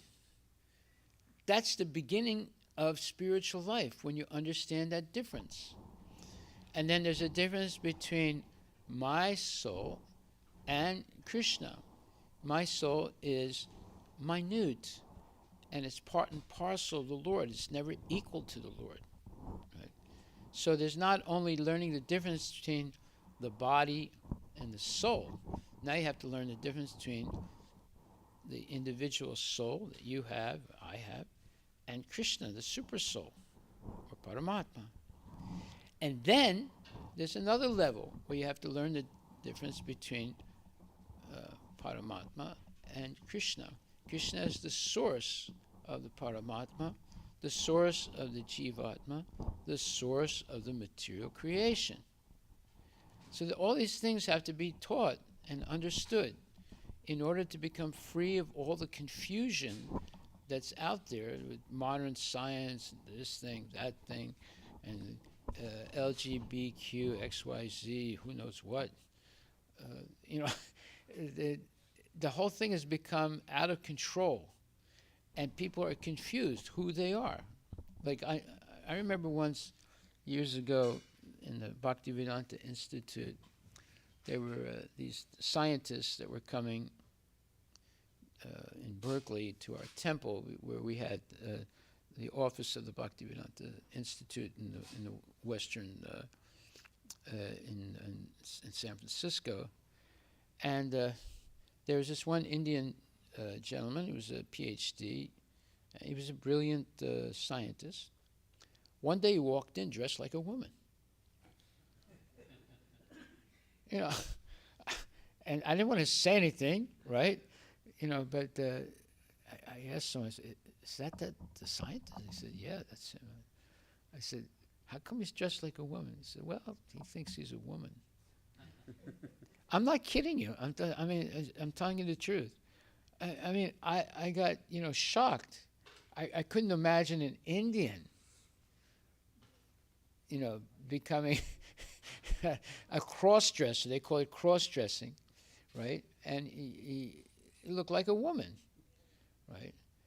So from that point on, he never looked like a man anymore. And he was married. He was married, right? But he decided to be a woman, right? So this is happening all over the place. People are confused, and unfortunately, they're trying to condition kids to enter into that confusion. So this is a serious, like you could say, war of which concept of life we're going to accept. So I pray that we accept the Vedic concept of life. Otherwise, it's only going to get worse and worse, and all kinds of perversion is going to prevail. Okay, any other questions?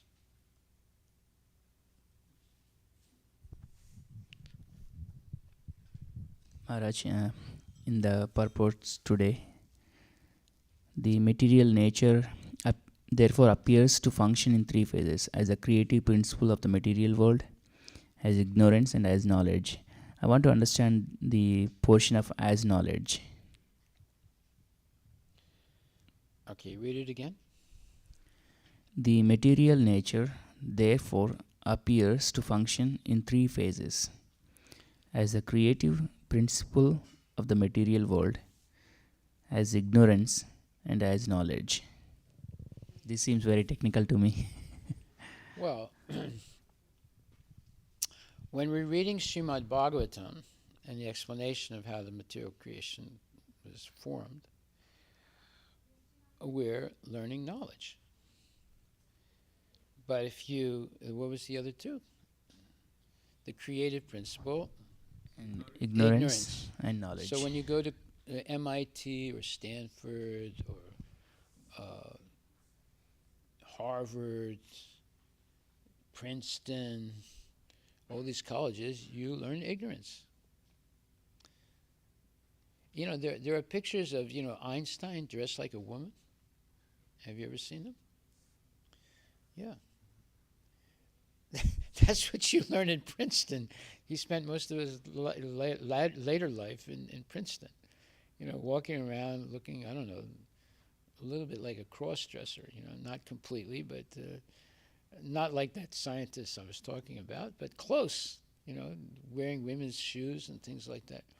That's what you learn in Princeton University. These are the top universities. By the way, all these universities were started by Christians. Did you know that? They all started by Christians, and they metamorphosed over time into bastions of perversion. So therefore you have creation, you have, what does it say, ignorance, and you have knowledge. We learned that knowledge comes from Krishna, and then second is, one of the Bhagavad Gita verses, there are a lot of they are described to be as knowledge, but I couldn't connect between how the material nature is giving the knowledge versus knowledge coming from Krishna when you are surrendered soul. Krishna says also, when you become completely anasuya, then the knowledge comes. What is the material nature? Material nature is apara prakriti. What is the spiritual nature? Para prakriti. Both are the energies of Krishna, the material nature and the spiritual nature. So the correct understanding of material nature is it's spiritual, it's eternal, but it's the inferior eternal energy of the Lord, because sometimes it's visible and sometimes it's not visible, right? Sometimes it'll disappear. It's like sometimes you have money in your bank, sometimes there's no money in the bank, right? So in the same way, the material nature will disappear. It's still existing in a potential form, but it's confusing because you can't see it anymore. So that's called the apara prakriti, the which always manifests, which never disappears. And so the material nature is also spiritual. Mhm. It's eternal. It cannot be destroyed. But it will disappear at one point. Therefore, it's more difficult to understand. The scientists say, oh, we're experts in material nature. No, they're not. They don't understand material nature. The material nature is much more difficult to understand than the spiritual nature, because the spiritual nature is always manifest. You see, the material nature at one point is going to disappear, and you get confused. Just like Brahma, before he appeared before the material creation took place, and he couldn't see anything. Right? It hadn't taken place yet, and he was confused. So he had to go through a long period of penance and austerity to develop the purity by which he could see, the hand of Krishna, or he could see and hear Krishna and be educated by him. And then he began to understand, how to create, be the secondary creator in the material universe. So the whole point is that matter is more difficult to understand than spirit, because at one point matter will disappear and you're completely confused. You don't know what happened, right? So therefore, that confusion is called ignorance, and it's due to developing antagonism towards God. And that's why we're here. Every one of us developed this antagonism toward God, and we fell down. Now we're given a chance to try and enjoy our senses and to become, let's say, owners, proprietors, and sense gratifiers. Or we can realize that, wait a minute, this whole thing is nonsense. I'm not going to ruin the opportunity I have in a human body to understand my relationship with God. I'm going to use all these assets that the human body has, the eyes, ears, tongues, nose, skin, which are highly developed senses for gathering knowledge, and then, of course, the mind, the intelligence, and the ego. All these things are for acquiring knowledge of our relationship with Krishna so that we can go back to Godhead. That's the real human purpose. But if we get sidetracked with, I want to be Elon Musk, or I want to be richer than Bill Gates, or I want to be, I want to be able to jump higher than this basketball, star. So then we're going to waste our whole life trying to do something that is all illusory. And at the moment of death, we're not going to think of God, or we're not going to think of Krishna, and we have to take birth again and start all over in the material world, maybe not even in a human body. Then we have to wait a long time to come back to the human body.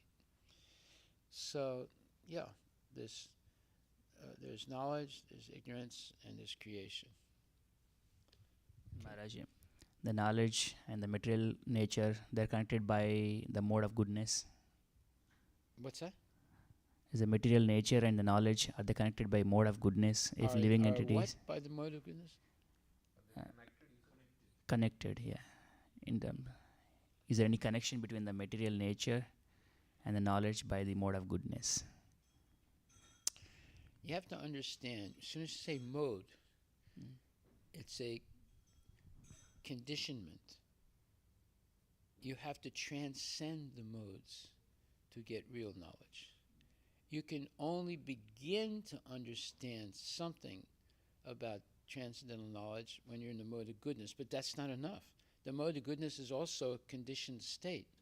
You have to rise above the mode of goodness and come to Suddhasattva, or transcendental goodness, in order to understand who Krishna is and what your relationship with him is. Okay? So no, the answer is no. You have to transcend all the modes of material nature. And how do you do that? By engaging always in devotional service, under the guidance of bona fide gurus, Shiksha and Diksha gurus. And regularly be hearing Bhagavad Gita and Srimad Bhagavatam and doing all the things that you're supposed to do, that you promise at initiation. The modes of material nature are conditioning. They keep you in the material world. Of course, the mode of goodness is better than the mode of ignorance and passion, right? Much better. In ignorance and passion, you can't understand anything about Krishna. But even the mode of goodness is conditioning, so you have to rise above the mode of goodness to Suddhasattva, transcendental goodness. Then you can understand Krishna properly. Okay? Without bhakti, you cannot transcend mode of goodness too, right? Like for example, the yogis who meditates, they cannot rise As above long the as mode they of have a goodness. desire, they will not achieve their ultimate goal. So you have the yogis, and then you have the mystic yogis also.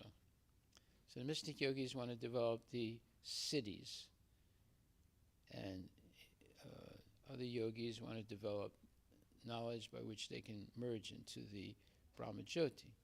And then you have the karmis who want to be elevated to the higher material planets for better sense gratification. All three of them have desires, material desires. Therefore, they will not achieve pure love of God.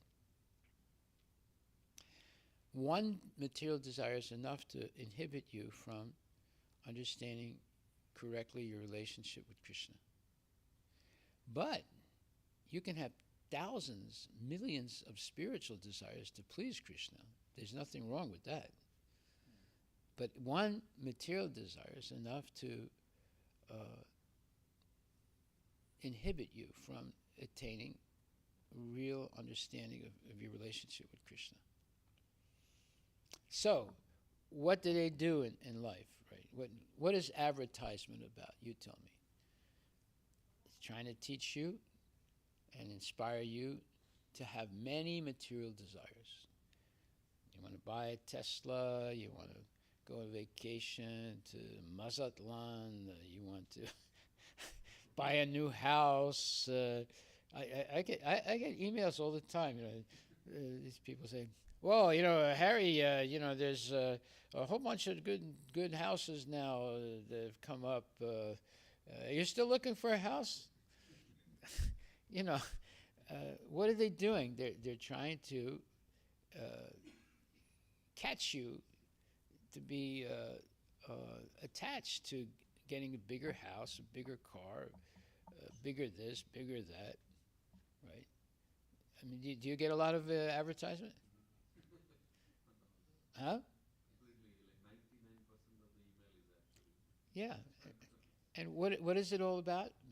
Sense gratification. You see, so we're in a world right now where there is a barrage of what you call advertisement for sense gratification.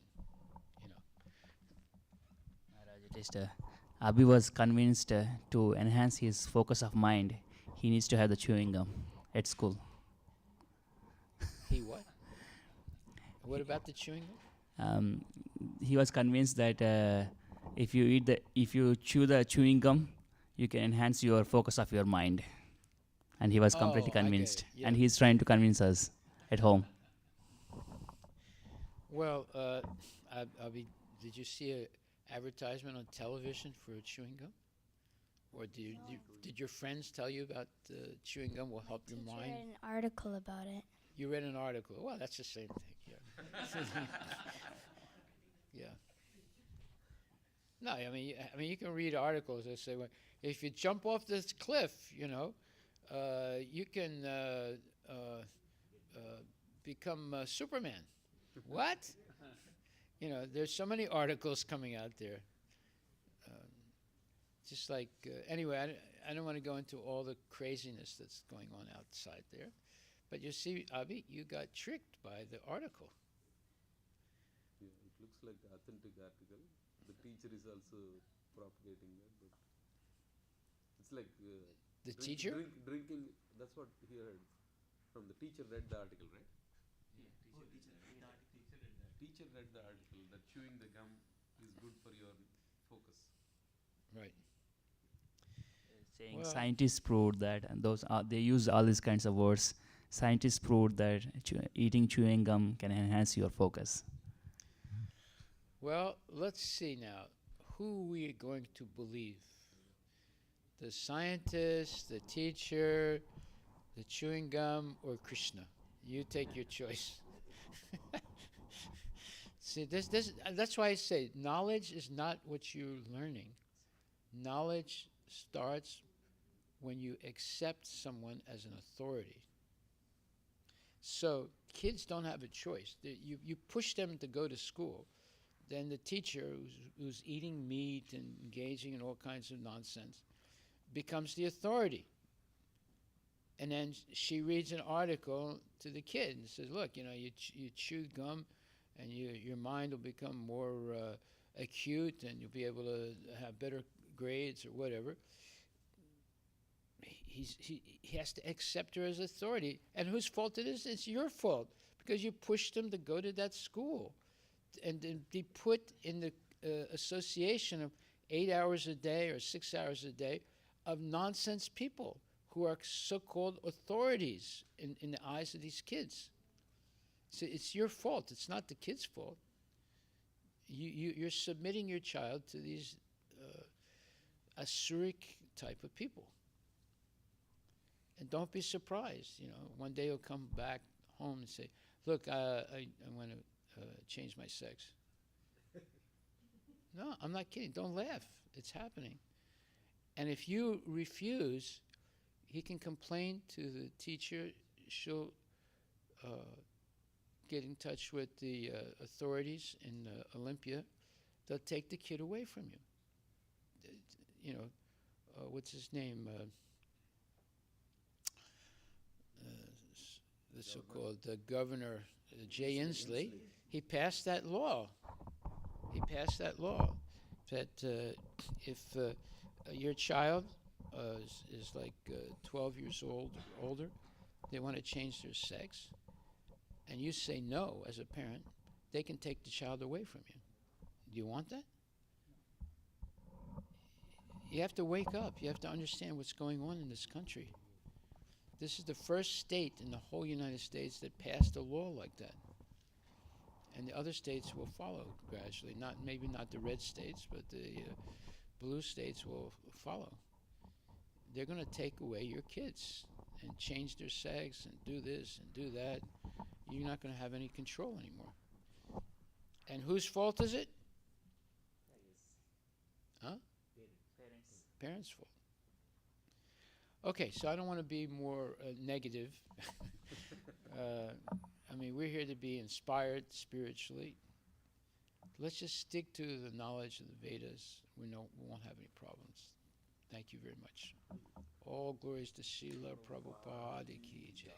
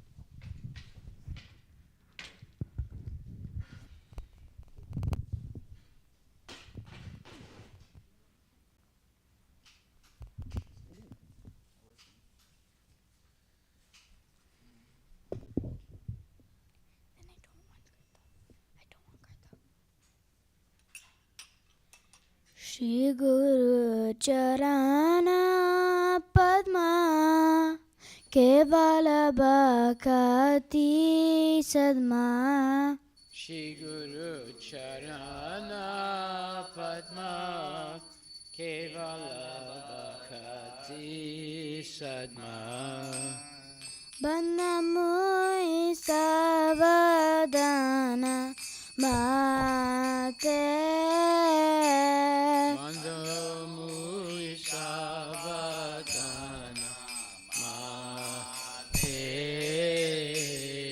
Chahara Prasade Bai E Baba Tori Ajai Chahara Prasade Bai E Baba Toriya Jai Krishna Prapti Ho Jaha Hote Krishna Prapti Ho Yaha Hoite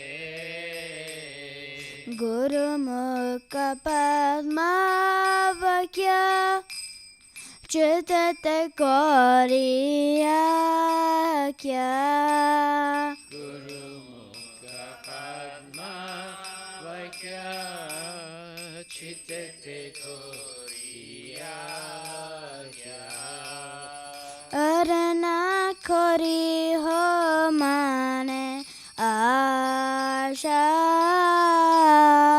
Arana Koriya Mani Asa Shri Guru Charane Rati Aise Uttama Gati Shri Guru Charane Rati Aise Uttama Gati Jai Prasade Pure Sarva Asha Ye Prasade Pure Sarva Asa Thank you. चक्षुदान दिलो जय जन्मे जन्मे प्रभु से चक्षुदान दिलो जय जन्मे जन्मे प्रभु से दिव्य ज्ञान हृदय प्रकाशिता दिव्य ज्ञान हृदय प्रकाशित प्रेम भक्ति जहाँ होते अविद्या विनाश जाते प्रेम भक्ति जहाँ होते अविद्या विनाश जाते वेद गाय जहाँ रचरिता वेद गाय जन रचरित श्री गुरु करुण सिंधु आदम जैनर बंधु श्री गुरु करुणा सिंधु आतम जैनर बंधु लोकेनाथ लोके रजीवाना लोकेनाथ लोकेरा जीवाना हा हा प्रभु करो दया दे हमरे पदा छाया आहा प्रभु कोरो दया दे हमरे पादा छाया ए विकास गुसुक त्रिभुवाना हे बेजात कुसुम त्रिभुवाना शिल प्रभुपाद पतित पवाना प्रभुपाद पतित पवाना जय प्रभुपदा जय प्रभुपदा जय प्रभुपदा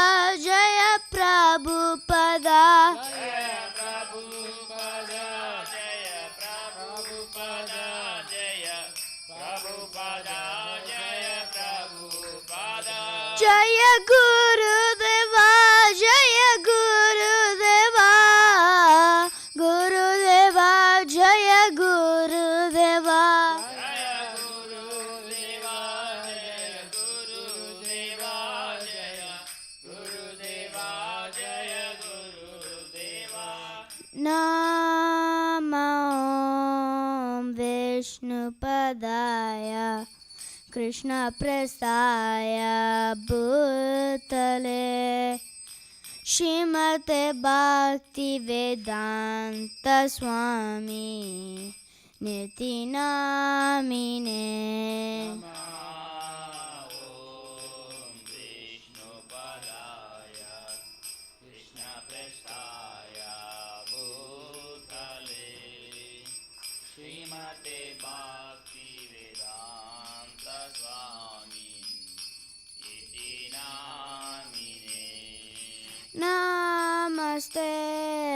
सरस्वती देवे गौरवाणी प्रचारिणे निर्विशेषा शून्यवादी पाशता दिशतारिणे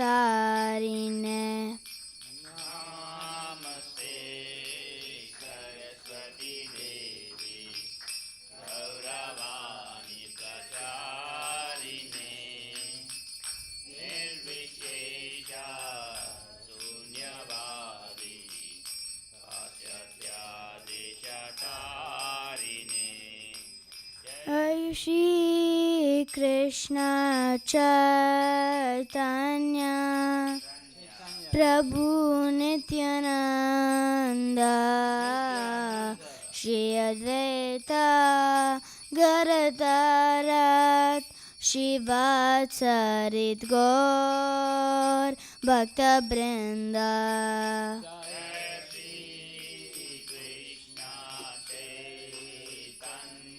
Chaitanya Nityananda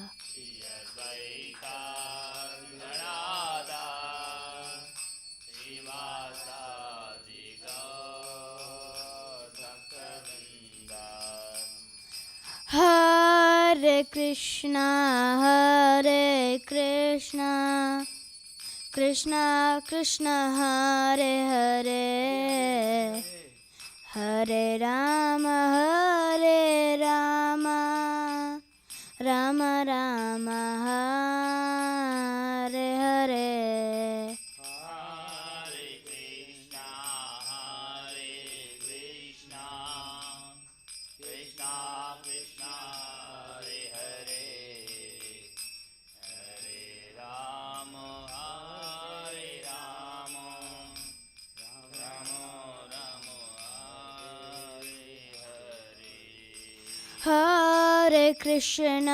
Hare Krishna Krishna Krishna Hare Hare Hare Rama Rama Rama Hare Hare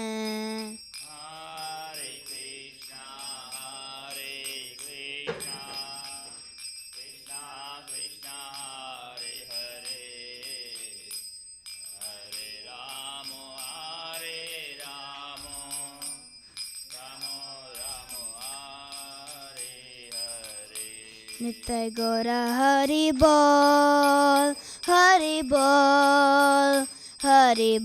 Nitai Gora Hari Bol